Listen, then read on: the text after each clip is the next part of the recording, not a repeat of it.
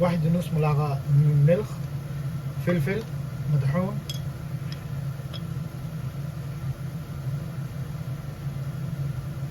ये जी आ गई मिर्च, लाल मिर्च, ये आ गई हल्दी, कुरकुम।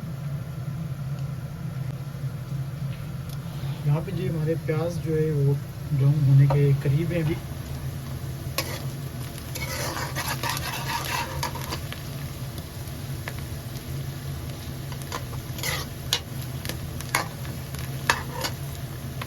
इसको ज़्यादा ब्राउन नहीं करना, इसमें थोड़ा सा हल्कापन जो है वो हमने छोड़ देना है।